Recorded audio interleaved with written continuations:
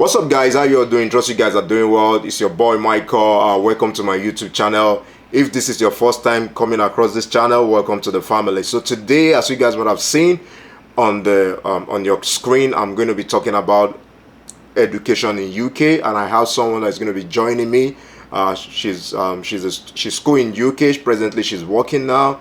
She's going to be diving into different information about applying to school, graduating, and life after school in UK, and how you can really settle down. She's going to be diving into all this information. So you guys should stay tuned.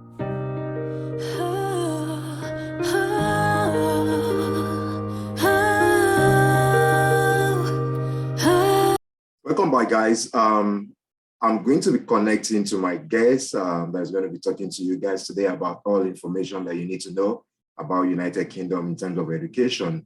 So you guys should stay along with me here. Hello, how you doing? Good evening here. Good afternoon from here. I know it's late. Yeah, I know it's late in UK now, but here in America it's about like past 3 or to 4 now. Anyway, yeah. Thank you for joining me on this video. I want to say I really appreciate you taking your time out to speak to my viewer or audience. Thank you for that. You're welcome. You're welcome. So can you introduce yourself, please? Okay, my name is Joy Egure. I recently graduated from Northumbria University, London campus in the UK. And I currently work with QA Limited, which is the official educational partner for my school. I work as a digital student intern because I studied digital marketing. Okay. Yeah, so basically that's that for now. Okay, so how is the admission process like for you? I know you are regarded as international student while in school. So how is the admission like? Because I know most international students always want to know, about the admission process. So how is the admission like for you? Okay, sincerely, the admission for me was simpler than I thought. I was thinking it would be something rigorous. It would be something I have to be rejected severally before I eventually get accepted, but it wasn't like that. It was easier, and I'm happy to share the process here. Okay, thank you for that. And I know why coming to America, I did what is called WES evaluation, which is World Educational Service. And I also did IELT.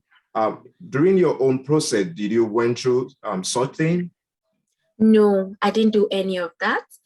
Although some of my friends in some other schools, they requested that from them, depending on their course or the school. But for me and like some of my immediate friends, we didn't use that. But I've heard of some people that have used that. Yeah. That's mostly IELTS, yes, not WES. I've not heard of WES for UK. Yeah. Okay, so I'll just like to say this quickly to the audience. So if you are watching, you can hear from her. She said, as an international student, there are certain schools in UK that you don't really need the WES evaluation. Before now, I've always been talking about WES evaluation based on my own experience. But I'm really happy that you may mention that not all schools need that. Another question I would like to ask you is, does age play any factor in getting admission or grade? Age, grade, does it play any factor in getting admission to any of the university in United Kingdom, at least based on your own experience? Yeah, thank you very much. Based on my experience, age is relative, and I can say yes and I can say no, depending on your program. If we're talking about the postgraduate program, age so far, I think to be realistic, we have to be looking at a maximum of maybe 60, because I know somebody that is 50 above and just recently came into the UK to do his postgraduate. So I believe the age is still okay if somebody that is above 50 can come for his master's and he was admitted to the UK. So I think age is not really a barrier. But for undergraduates, I'm not so sure. But from what I've heard, I think age is a barrier depending on your age for your admission as undergraduate. But for postgraduate like me, Okay. Age has not been a barrier, and especially me knowing a friend or a colleague, let me say, that is above 50 and he came into this country for his master's. Okay, that's really a nice one. I know there are people who maybe finished their undergrads many years ago, and they want to do they want to come to the grad school now. So it's good that like age does not really like maybe play a factor or discourage them as long as they are still within below the Yeah. 80. I mean 60 years. Yeah. I mean to Yeah. say. So Yeah. how often do international student get scholarship? I know the cost of doing any of this course for international student is way too high for people who are come from maybe like average home. Do they consider international student for scholarship at least to ease the burden of the tuition? Yeah, they do. They do a lot. For instance, my school, when I applied, although I did not apply for a fully funded scholarship, but automatically as an international student, there is a scholarship fee of about £1,500 Okay. that I got as a discount Okay. on my That's tuition fee as an international student. I didn't have to apply for that, but automatically what's as funny. an international student, I got that. But I know some other people applied for um 50% scholarship. That's like part payment, not full. So far, I really don't know anybody that's gotten a fully funded scholarship.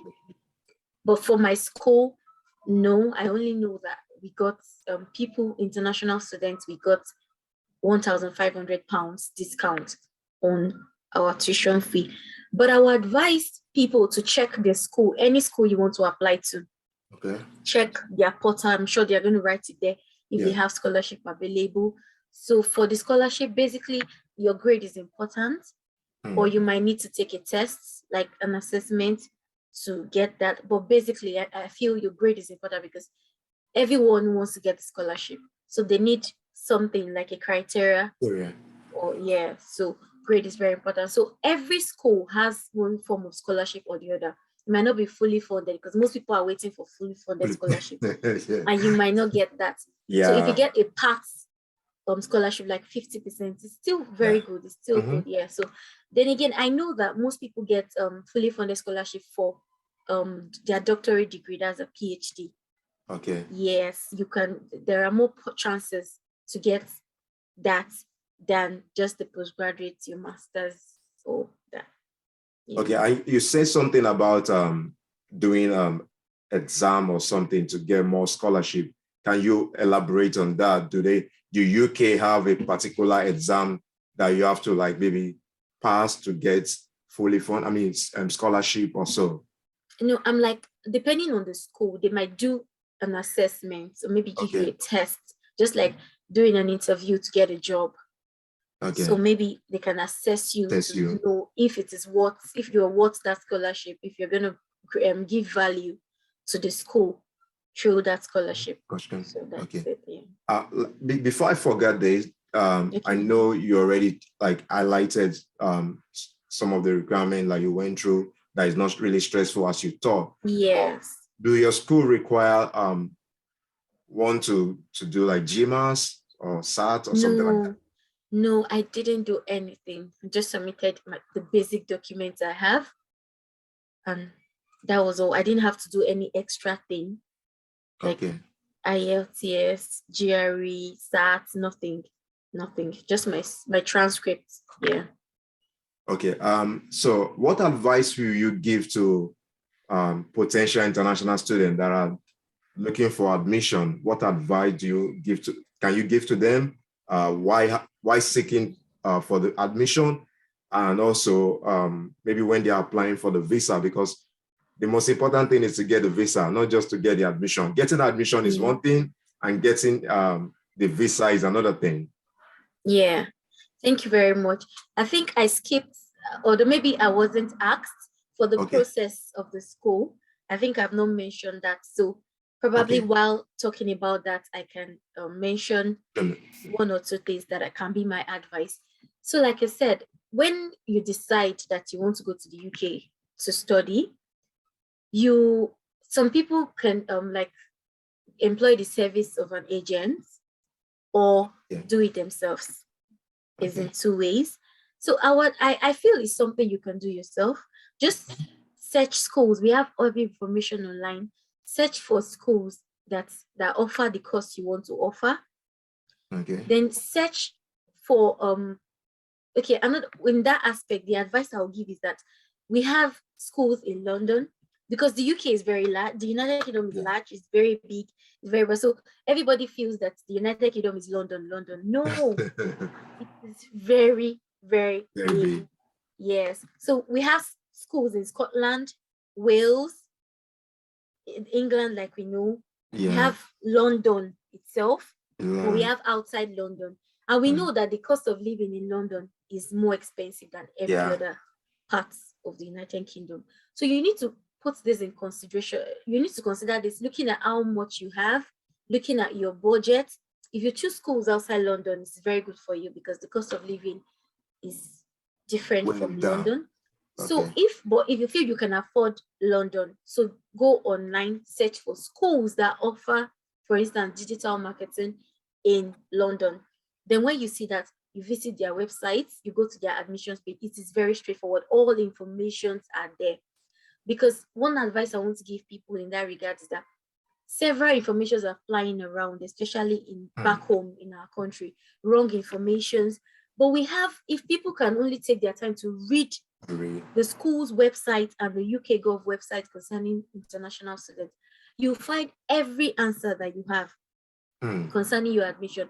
But because sometimes when I talk to some of my friends that I'm assisting, putting through to do their admission, and they're like, somebody said this, somebody said that, I'm like, oh my God, why don't you just follow the step? You can see it on the school website. This person telling you this is not even in that school. So the advice I have for them is that every information you need is on the school's admission website. You'll find it there. You can never get lost. Then again, they have contact information for admissions, and you can call them all the time, and they will give you the best person to give you that information is somebody in that school. So if they have officers that are in charge of admission and they're telling you, okay, just contact us, they can give you all the information that you need. So my advice is that choose schools maybe outside London if your budget is not so robust, but if you can afford it, you can choose schools in London.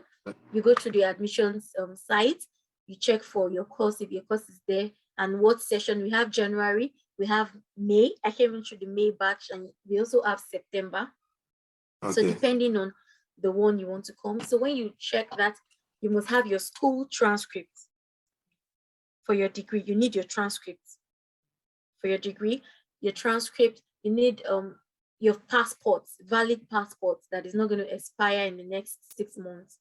You need that.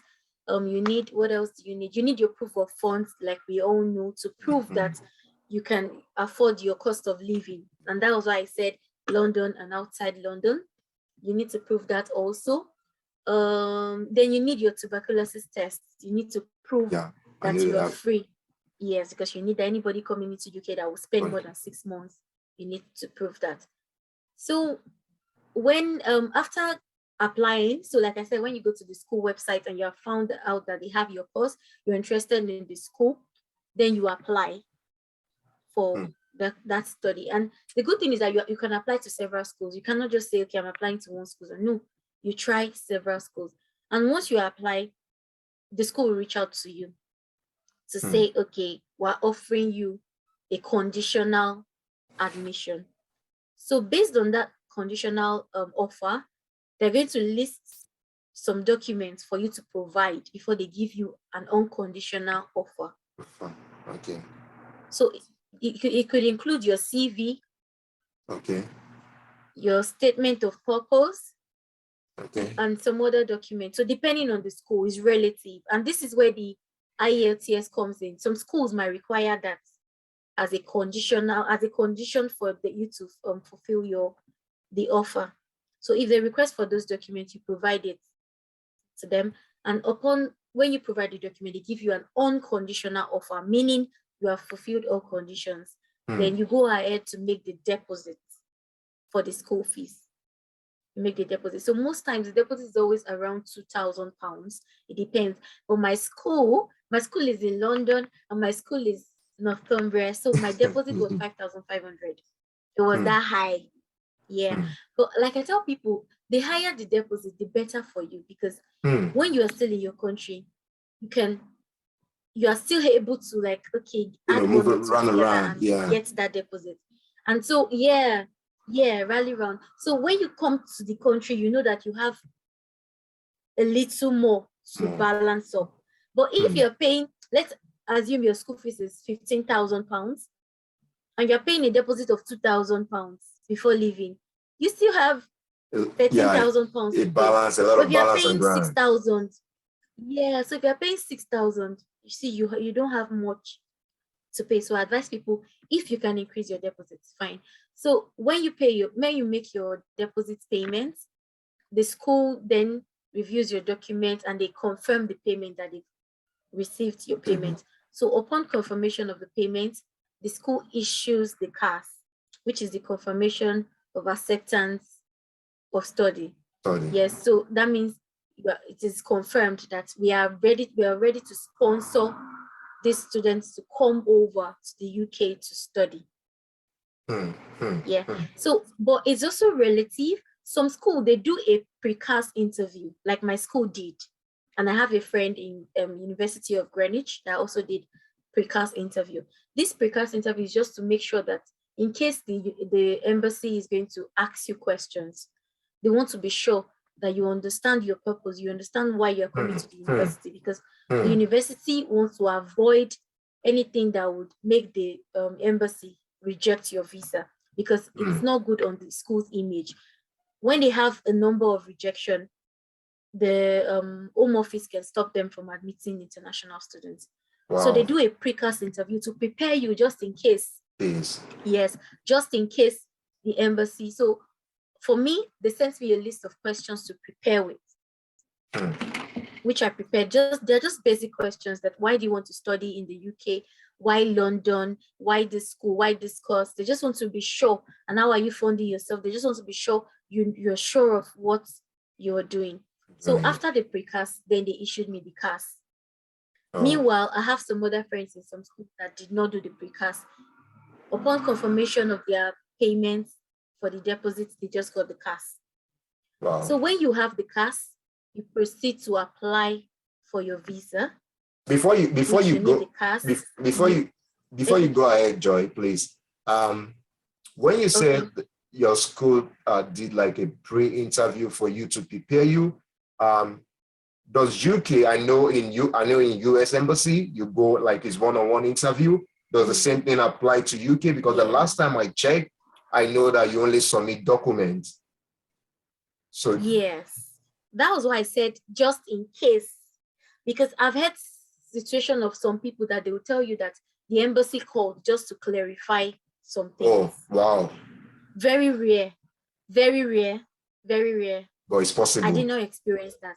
Yeah, but it's possible, because you can't be so sure. Maybe there's some confusion in your documents and they just want to be sure you know what you're doing. So that is just that. Like I said, the pre-CAS interview is not common, but some schools, they do it before issuing CAS. And maybe it's not just for the sake of the embassy, just in case they call, but maybe just for the school to have a double assurance. But I know that if you don't pass the interview, they give you a second chance to try. So that's why I discovered that it's not even about the school, it's beyond the school. Because if you fail the interview, they give you another chance. They prepare you again and they give you another chance to try. Yes, so I really don't know their reason, but I just think that so that in case, because I know some people have received calls from the decision makers, rarely, but it has happened before. Yes, so thank you. It. So when you get your CAS, you can go ahead. Yes, thank you very much. You can go ahead to apply for your visa with your CAS, with your tuberculosis test certificate, with your statement of accounts, or that's the proof of fund. That proof of fund is very important. It's a 28 days bank statement. Yes, to prove that you're able to sponsor yourself and to for your cost of living and the balance of your school fees. Like I mentioned earlier, yeah, the balance. If you have made higher deposits, it will reduce your proof of what funds. you have to have in the account. Yes. But if you made a very little deposit, your proof of fund has to be very high, of which some people are unable to meet up with that. So that's another way you can simplify that. So when you apply for your visa, you also pay the IHS fee, which is called Immigration Healthcare Surcharge. Immigration Healthcare Surcharge. Okay. So what's this for? This is like the healthcare insurance scheme in the UK. So when you make this payment, when you come into the UK as a student, you have access to healthcare to certain extent. We all know that. Even our yes, it will not cover everything. So there are some things it covers, but basically it covers things that you basically need to survive. Like maybe you're sick, you need this, you need that, but not some surgeries we know. So the IHS fee per year, the last time I checked, is about £470 per year. So if your course of study is 1 year, you pay £470 for IHS at the point of visa application. That is when you pay that money. And if you're coming for a 2-year course, you multiply £470 by 2. You pay for 2 years. So every year you're going to be staying for your course in the UK, you have to pay the IHS fee. Yes, so when you pay the IHS fee, I think that's it about your application. Then you can decide to do the standard application. You can decide to do the priority and the super priority. So the last time I checked, before the Russia and Ukraine war, the standard application takes 15 working days for your decision to be to get back to you, like maybe your visa has been accepted or rejected. So while the priority takes 5 working days, I did the priority. Yeah. So it takes 5 working days to get your decision rather than waiting for 15 working days. But good news, we have the super priority. Super priority is the next working day you get your decision. Wow. So fast. Next working day. Yes, so fast. But recently with the Russia and Ukraine war, they've stopped super priority and priority. They said because they need to give priority to people, the immigrants from Russia, from Ukraine, because of the war. Wow. Yeah. Yes. So it's affecting presently. So for now, I don't know. The last time I checked, it's not valid. So when you choose your application, maybe standard or super priority or priority, and after paying the IHS fee, then you apply, you submit your application, and you move on to pick a date for your biometrics. Pick a date for your biometrics. So when you get a date for your biometrics, recently I heard getting a date for biometrics is tiring. If you apply today, you may not get a date until like 2 weeks time due to the rush. Oh, okay, I see. During my time, I think, there was a date available in the next 2 days. Meanwhile, they also have provision for walk-in. Like you can walk into the center that day and get, is that walk-in? You say you can walk in that same day and get the biometric done? Yes, and get it done at a fee. If I remember well, I think it's around 50,000 last time I checked. Yeah, okay. Yeah, that's walk-in service. Yes, so that's also very possible for people that don't want to wait for long. I also did the walk-in service. Okay. I wanted everything fast. Yes, I did the walk-in service. So so when you do your biometrics, you're good to go. Just relax and start counting your working days, and then you'll be sent a mail from TLS to come pick up. TLS is the visa service, for the UK VI. TLS, yes. So you'll be sent a mail to come pick up your passports. When you pick it up, you see your visa stamps. Visa. Yes, in the passport. So far, I think I don't have anybody close to me that's gotten a rejection for studies in the UK. I don't know so far. Personally, I don't know. But I've heard of people that have gotten rejection due to the fact that they falsified their proof of funds.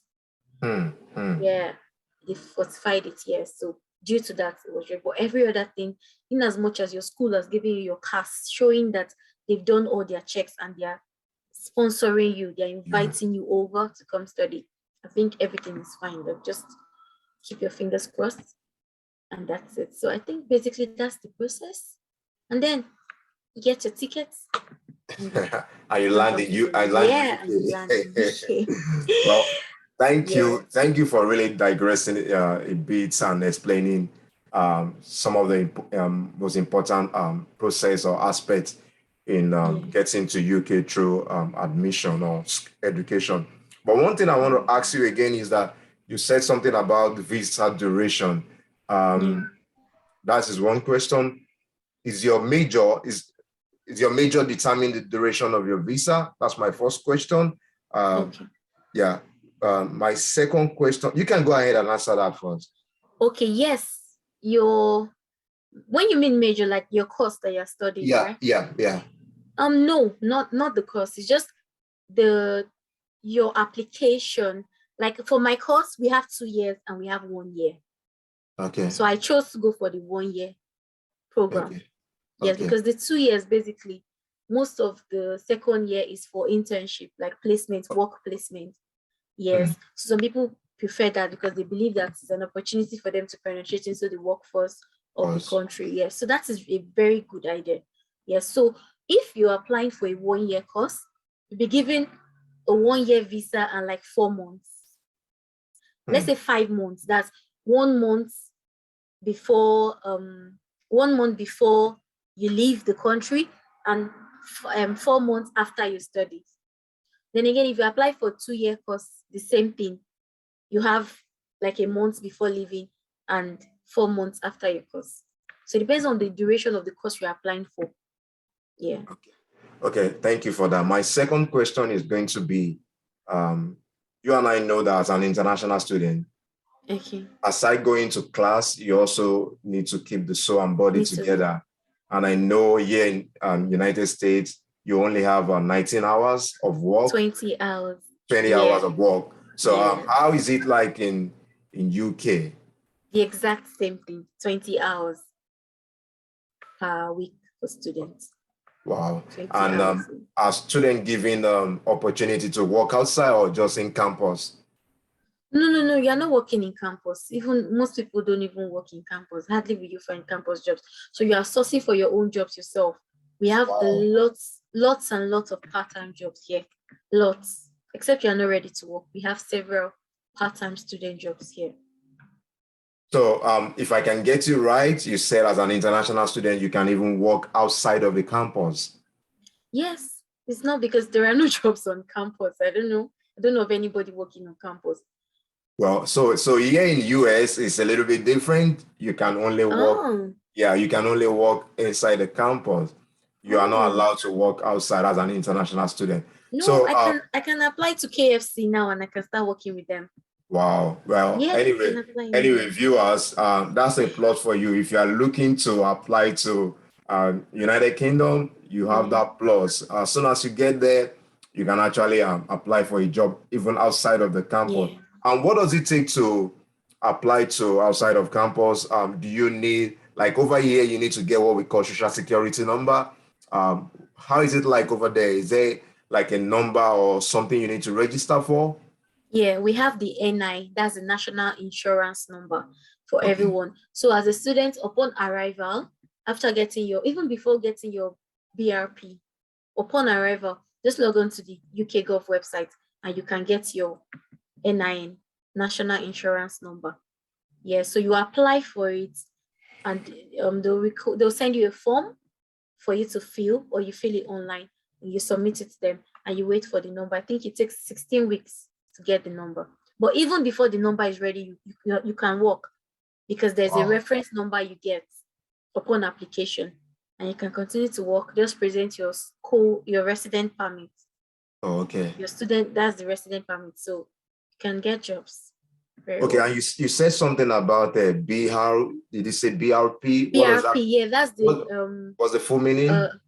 biometric resident permit. Oh, That's the okay. card. When you get here, the visa you have been given from your country will only last for 30 days. Yes. So upon arrival, within 10 days, you pick up your BRP. Most people pick it up at the nearest post office to your school. So at the point of your application, you will choose the nearest post office to your school. So that's where you're going to pick up the BRP. So that's your resident permit, basically.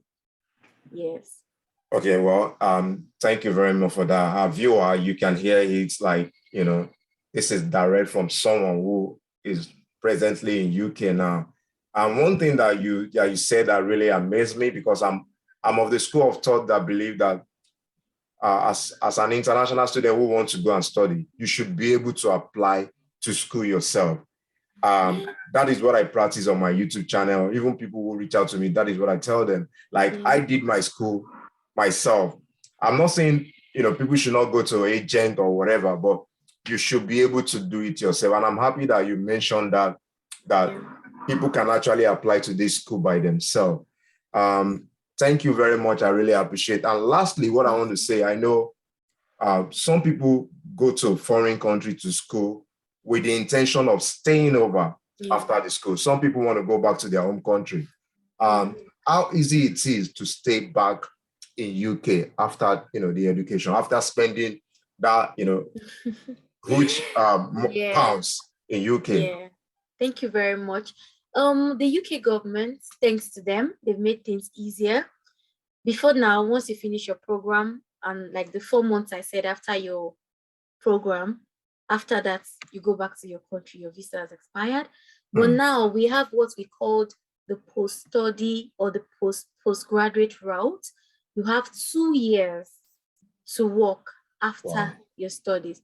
So upon graduation, once your notification of results is out, your school is going to send a mail to your home office, and probably with you in the copy, that you are done with your program, you have fulfilled all the requirements and all. So with that, you go to the UK Gov website and you apply for a visa called the post-study visa. So this visa gives you 2 years extra to stay in the country to get a job. So in the process of, in the course of these 2 years, you will most likely get a job that's going to sponsor your visa. Yes, and give you a tier 2, because our student visa is tier 4. So you can get a job that can sponsor you and give you a tier 2 visa, which gives you 5 years stay. Wow. Yes, 5 years stay. And after your 5 years, you can apply for, we know what it is. So that's it. So even some people are outstanding.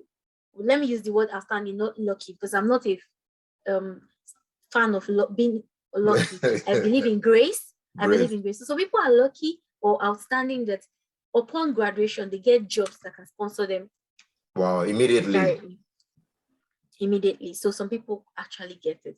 And most of these jobs are in the healthcare sector, healthcare sector. And you can also get in other fields, but it's not as common as the healthcare sector.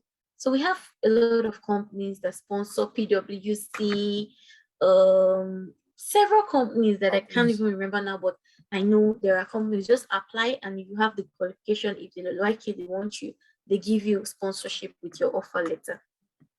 Yeah. So guys, thank you, Joy. Guys, you can hear that. If your intention is to go to UK and after your education, you want to stay, you can hear from her. Like, she's telling you that you can stay.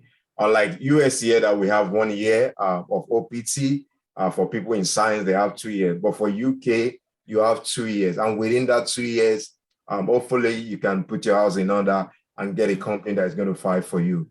That's a good one for international students. So thank you, Joy, for all the information. I really appreciate you, diving into all kinds of information, even the one I did not ask, which is going to be a great beneficiary to the audience or the viewer. But before I let you go, what word of motivation can you really, say to people who are watching us? I know you and I have been in that position before where we also look for information, and today we are able to give information out. So, what motivation can you, give out to people watching this?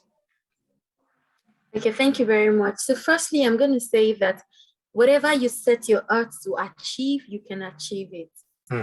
It's not a bed of roses.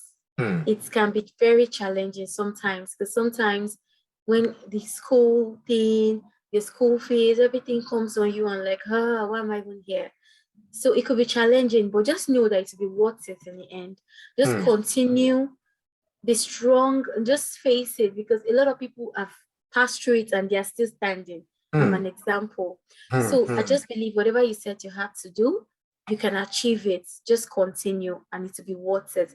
Then again, don't just listen to informations here and there. Go to the right source to get information. The school's website is there. The admissions team are there. They're even always waiting for you to get across them. Once you get to the school's website on the admissions page, there's always a contact number and email for you to talk to.